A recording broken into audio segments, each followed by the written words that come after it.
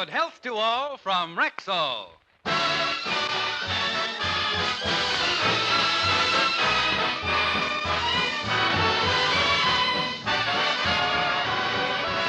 Yes, it's Sunday, time for the Phil Harris-Alice Faye Show, presented by the makers of Rexall Drug Products and your Rexall family druggist.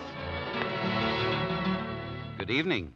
This is your Rexall family druggist taking a little time from behind the prescription counter this Sunday evening to speak for all 10,000 of us. The 10,000 independent druggists who have added the word Rexall to our own store names. You can always tell us by the orange and blue Rexall sign in our windows. The sign means that we carry the 2,000 or more drug products made by the Rexall Drug Company. They range all the way from aspirin to penicillin, and they're as fine and pure and dependable as science can make them.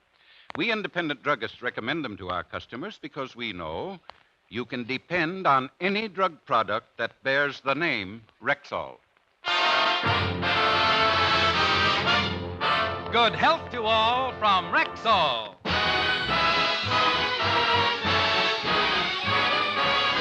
And now your Rexall family druggist brings you the Phil Harris-Alice Faye Show, written by Ray Singer and Dick Chevrolet, with Elliot Lewis, Walter Tetley, Robert North, Janine Roos, Ann Whitfield, Walter Scharf in his music, and starring Alice Faye and Phil Harris.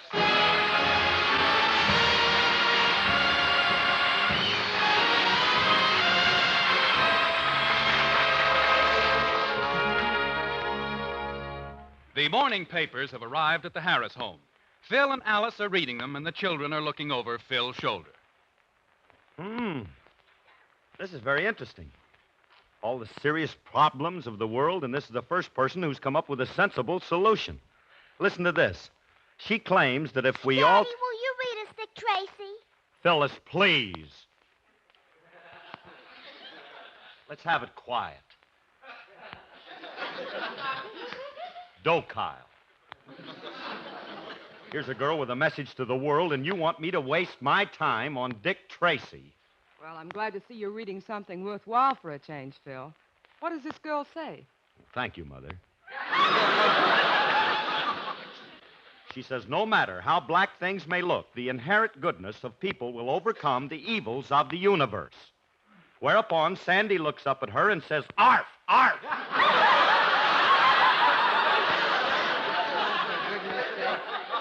He's reading Orphan Annie again. So I'm reading Orphan Annie. Why not? I've been following that kid for years and years and years. And I admire anybody as little as that who can face the problems of life and beat them. Why does she always look so worried, Daddy? You'd be worried, too, if you were 35 and hadn't grown an inch.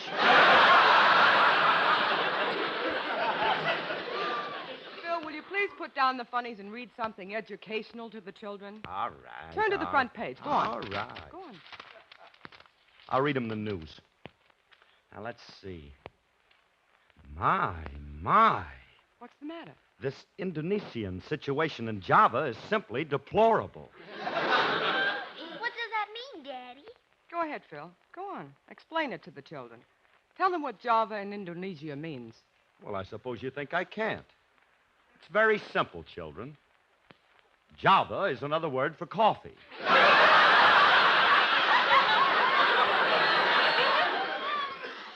Indonesia is a medical term meaning Indo, meaning indigestion, and nesia, meaning a condition. In short, if you drink too much Java, you'll wind up with a stomach condition known as Indonesia.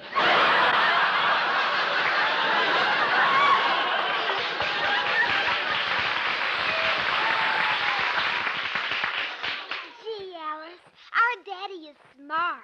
He knows everything. Yeah, and what he doesn't know, he ad-libs. Phil, look. Java is a country. It's one of those Indonesian republics. Like... Indonesia? Well,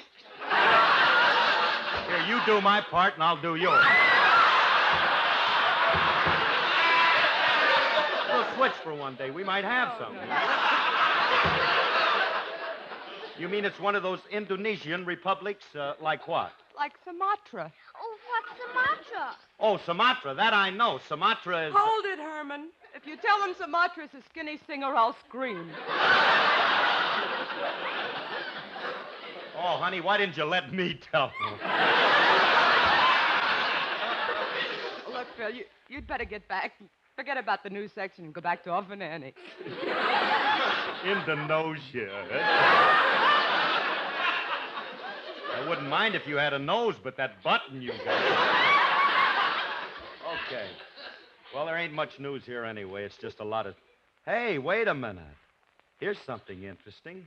Benny Goodman and Guy Lombardo have been invited to play at President Truman's inaugural ball next Thursday. Hey, that's a good break for them guys. They got a couple of good bands there. Daddy, you got a good band, too.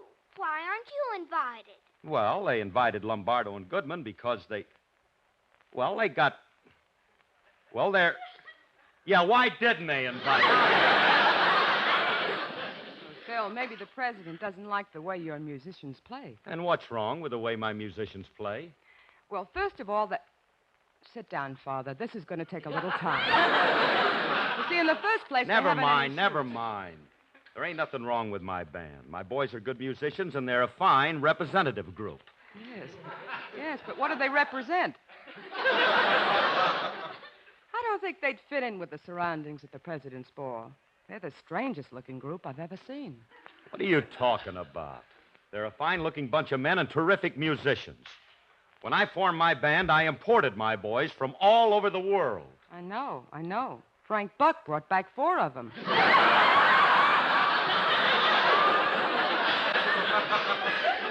That is a base canard. Those guys would be right at home in Washington. I bet you wouldn't be able to tell them from the diplomats. Phil, this is going to be a formal affair, and your boys would have to dress. They'll be willing to dress. Do they have tails? A few of them have, but if they wear long...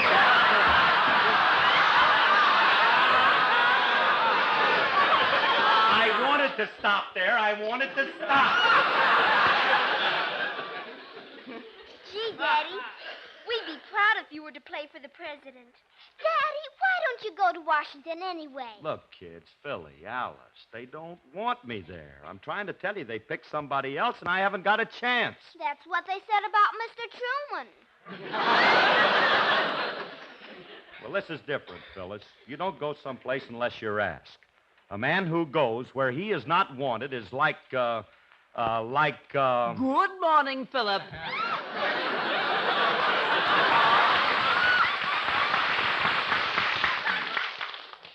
See what I mean? Now, look, Willie, go away, will you? I'm in no mood for you. Well, what's wrong with you, Philip? You look dejected. Yes, indeed. Mm-hmm. I got a right to be dejected. The president's having an inaugural ball, and he didn't ask me and my band to play there. And I just can't understand why the president would slough me off. Oh, Phil, I'm sure it wasn't intentional. He probably never heard of Phil Harris. Oh, Rosalind. Get with it, kid. Get back on the ball before it's too late, my love. Go back to Indonesia. Everybody knows me. My picture's on the cover of Radio Mirror magazine this month, and in color. Oh, Philip, how can you be so egotistical? You know, it's possible somebody in the United States hasn't heard of you. What United States you talking about? Like apple pie and the hot dog, I am part of the American scene.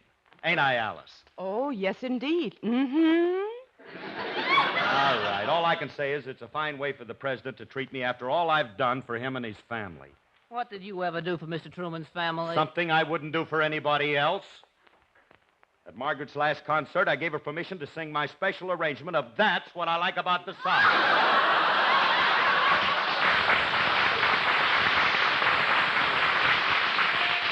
With my inflection. Gee, that was generous of you, Phil. Well, I think it was, too. I'd like to know the real reason why he didn't invite me. There must be something in back of all of this. There must be some reason... Oh, I'll get it. I know why he didn't invite me, but it ain't fair. It ain't my fault I don't come from Missouri. And I'm hurt by his attitude. Hiya, Curly. Oh, hello, Frankie. What's the matter with you? I haven't seen you look so unhappy since the day you had a short in your curling iron.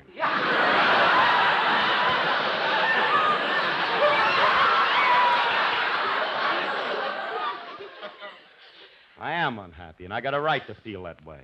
Why? President Truman hates me.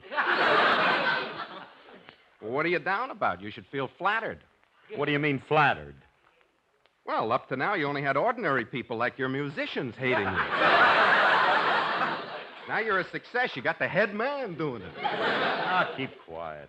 What brought this on? What makes you think the president hates you? Well, because he's having his inaugural ball this Thursday night, and he didn't ask my band to play there. So what? What do you mean, so what? So what? So what? Don't you realize it's the greatest opportunity of a musician's life? Just think, playing before the president and his wife and all of those dignitaries. Why, it's like playing before the king and queen, only bigger. Any musician would jump at the chance to play this affair. Wouldn't you, Frankie? How much does the job pay?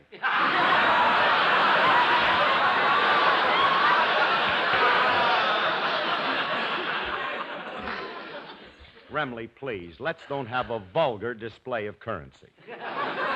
Righto. There's more important things than money. Mm-hmm. This could mean a lot to the band, Remley. It could make us the biggest orchestra in the country. I'd like to play at that president's ball more than anything else in the world. Gee, Curly, I didn't know you felt this strong about it.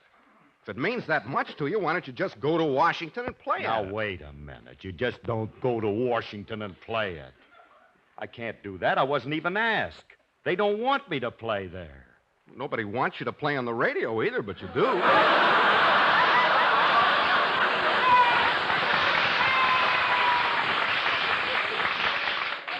Curly, if you want something bad enough, you got to take the bull by the horns and go after it. What do you mean? Call the president in Washington.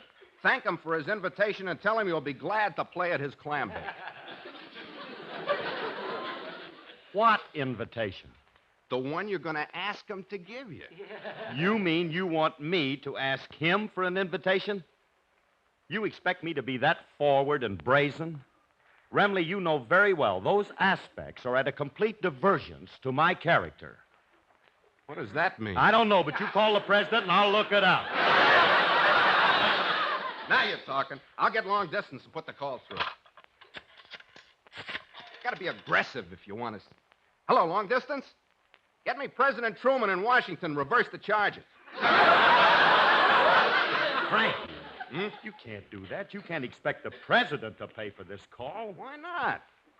He just asked Congress for $4 billion. He can afford it. Huh? Oh, all right, operator. Call me back as soon as you get the White House. Just tell the Prez that Frank Remley wants to talk to him. He'll know. Hey, Frankie. Huh? You know something I was just thinking? If this thing should happen to work, it's going to be wonderful.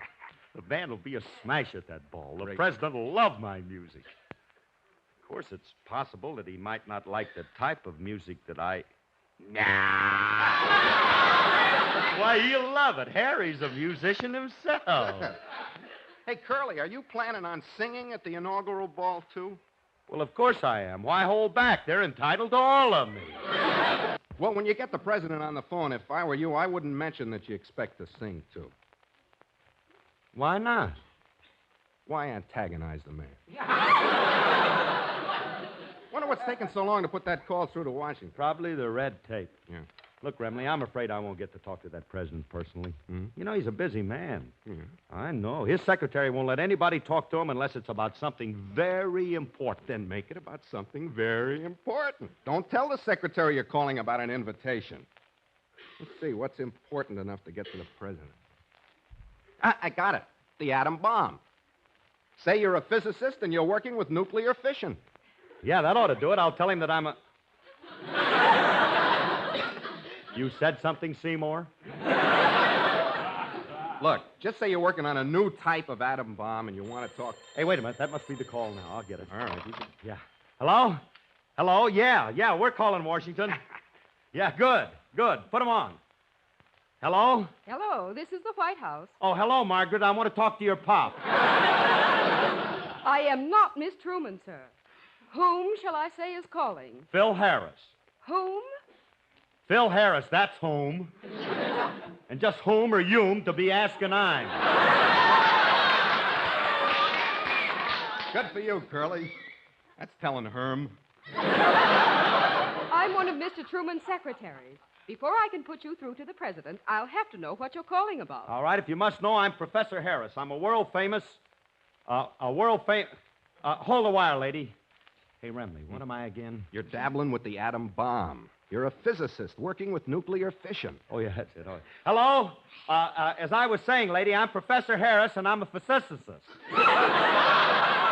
I beg your pardon. I said I'm a physicist. What? I'm a... Look, when you drop a seltzer tablet in a glass of water, what happens? It fizzes. That's what I am, a physicist. I'm working on a cheap atom bomb. Surely you've heard of the Harris cut rate atom bomb. I'm sorry, Professor, but I'm afraid I never heard of you. You never heard of me? Have you never heard of nuclear fission? Of course I have. Well, that's the guy I'm working with. Good old Nook. Now, look, lady, I want to talk to the president, and I insist that you put me through to him. Well, Mr. Harris, the president can't talk to you right now. I tell you what, Mr. Harris, you stay where you are, and we'll call you back. Okay, but make it snappy. I ain't got all day, lady. Goodbye. Hey, Remley. Yeah. Hey, the president's going to call me back in a few minutes. Oh, boy, I can't wait Excuse me, Phil, I want to use the phone to call Mother. Don't touch that phone, Alice. Why not? I'm expecting a call from President Truman. Oh, that's different. Who? Whom? The predicate always comes after the subjunctive. All right, whom are you expecting a call from? President Truman. I called him to find out why the flower of the South hasn't been invited to play at his ball. The president must have something against me. Oh, now, look, don't be silly, Phil. The president has nothing against you. Then he must have been influenced by some of them Yankee congressmen. And if I find out that's true, I'll take it up with the Senate. I'll go higher. I'll take it to the Supreme Court. Let's go even higher. Let's take it to Drew Pearson. Phil, why don't you leave the president alone? He has enough to worry about. Oh, so you're sticking up for him instead of me, huh? Look, young lady, you know you're married to me, not him. Oh, I know, but... I'm just wild about Harry, and Harry's wild about me. The heavenly blisses of his kisses fill me with ecstasy. Oh, you're sweet just like chocolate candy, and just like honey from the bee. Oh, I'm just wild about Harry, and he's just wild about, cannot do without, he's just wild about me. From Maine to California, all the people made a note to do a lot of thinking before they go and vote. They thought the one they wanted was the one they couldn't get. But a miracle had happened. You know they're talking about it yet? But there was one who did not have a doubt how the election would come out. Harry knew where he would be till 1953. He even built a balcony and tuned his piano knowingly. And he sat and smiled and played the old Missouri Waltz. Soon the Gallops and Ropers and others in the know were trading chicken dinners for some fricassee of crow. Oh, we're just wild about Harry, Missouri's favorite son. It's only human to bet on Truman. He always gets things done. The years ahead are much brighter with Harry carrying the ball. So we're just wild about Harry. There isn't any doubt we can't do without Harry Truman at all.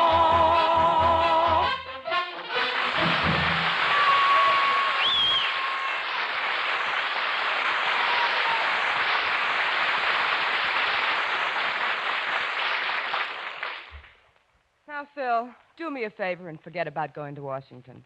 You haven't been invited, and that's that. I'm going upstairs. I'll see you later. Hey, Curly, Yeah. you're not going to listen to her and forget about this, are you? We're going through with this, ain't we? Irrefutably. president calls, I'll straighten him out on this, and I'll guarantee that we'll get invited. Yeah. Wish that call had come through, boy. Mr. Harris, I brought the groceries. Oh.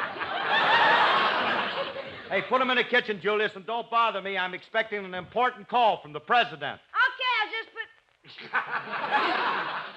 The president of what?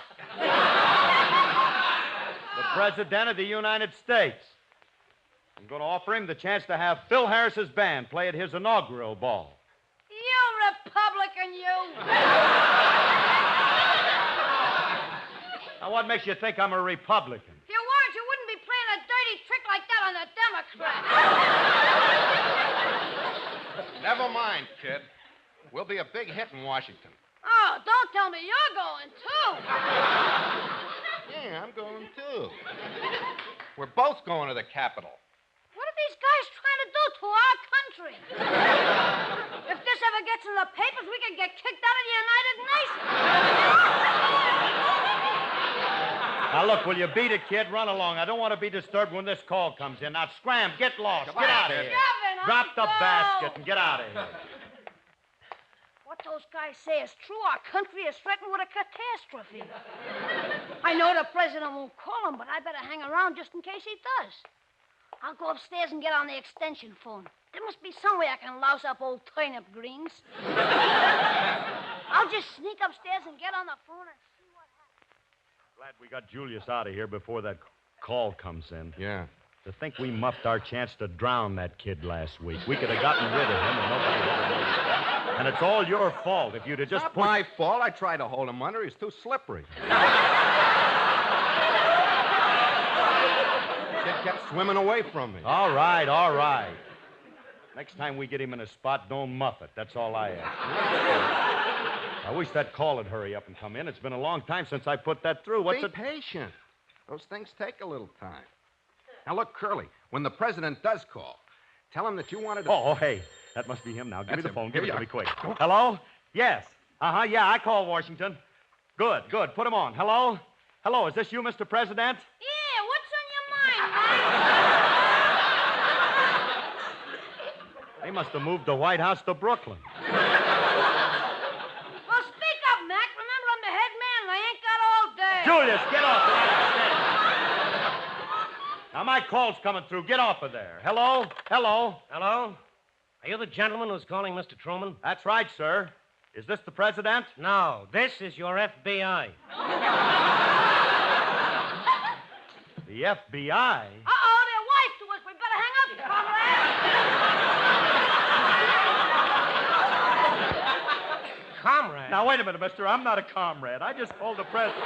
All I want to do is talk to him about something personal. Now, we know.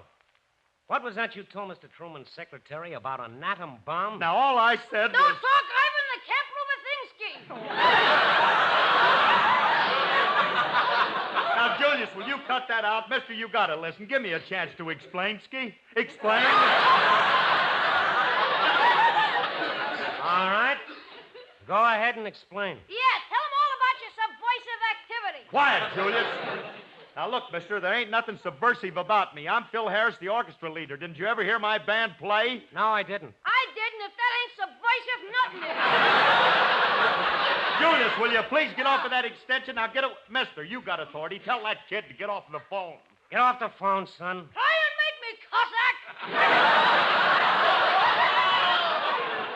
Mr. Harris, this is all very peculiar. I'm afraid we'll have to investigate you. Well, what for? I ain't done nothing wrong. All I want to do is to play at the inaugural ball. I see. How long have you been in this country, Harris? All my life. I was born here. Then how can you turn against it? I'm not turning against it. Can't you see I love my country? It's the greatest country in the world. I pledge allegiance to my flag and to the republic for which it stands. Look. Cut that out! That's not the right song. Mr. Harris, don't leave your house until our local men get there. Goodbye. Wait a minute, mister. I'm innocent. I just want to play the inaugural ball. I'm not a... Oh, now he's hung up, Frankie. I'm in trouble. They're going to investigate me. They'll arrest me. They'll... Well, don't just stand there looking at me, Remley. Say something. Don't talk to me, you communist. I am not. You know I'm not. I'm loyal. I got an American flag tattooed on my chest. Come back here.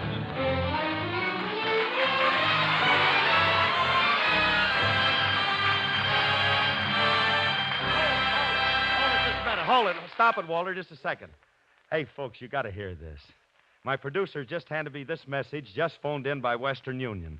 Just heard your program, and on behalf of the inaugural committee for the inauguration of Harry S. Truman and Alban C. Berkeley, we invite you and Mrs. Harris to appear at the gala inaugural concert and to be our personal guest at the President's inaugural ball in Washington this coming Wednesday and Thursday. Please confirm acceptance. Signed, Carter Barron, Chairman of Parade and Special Events Committee, and James Sauter, Chairman of Talent and Productions Committee. Hey, ain't that wonderful? Hey, Mr. President, isn't that wonderful? We'll leave as soon as we can. We'll take that Super Chief tonight, and thanks. Go ahead, Bill. Thanks a lot, Phil. Alice and Phil will be back in just a moment. Meanwhile, let's do a little eavesdropping on a certain street corner. Mary, let's step into this drugstore and get out of the cold until the bus comes. Okay.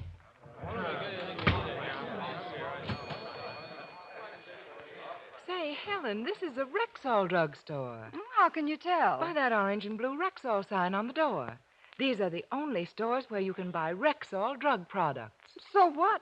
What's so wonderful about them? Pardon me, lady. Perhaps I can answer that question. Well, look, I didn't mean Now, to. please don't be embarrassed. We Rexall druggists like to explain why we recommend Rexall drug products. And this cold spell we're having reminds me of a good example. Do you know that Rexall drug products are tested to fit various climates? What do you mean? Rexall scientists create artificial weather that matches the various climates where Rexall drug products are sold.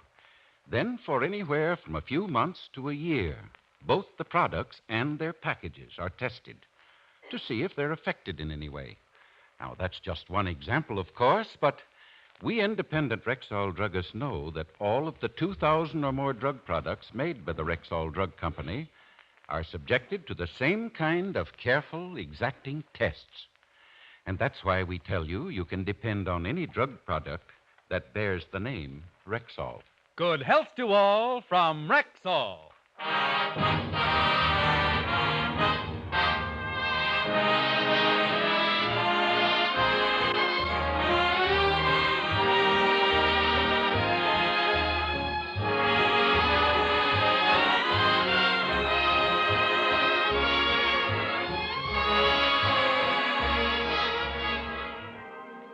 Folks, this is Phil Harris again, and I want you to know that we're really excited about that wonderful invitation to the President's inaugural ball.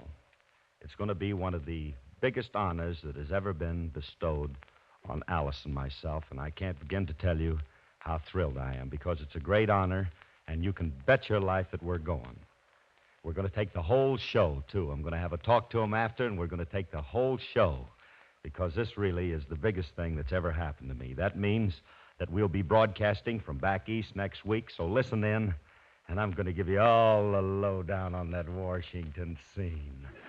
I'll find out how it cooks back there. Thanks, everybody, for inviting us. Thanks, Mr. President, Mr. Barron, and Mr. Sauter, and we'll be seeing you all on Wednesday night, the 19th, and then again for the ball on the 20th. Good night, everybody. Thank you. The program was produced and directed by Paul Phillips. Included in the cast was Frank Lovejoy. This is Bill Foreman wishing good health to all from Rexall.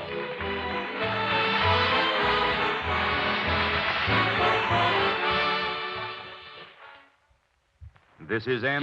Just a minute, young man. A couple of years ago, someone purloined a few seconds of my time. That time has just been returned to me in a plain envelope. So I'll use it to say that the Fred Allen Show will be on in less than a minute over NBC, the National Broadcasting Company.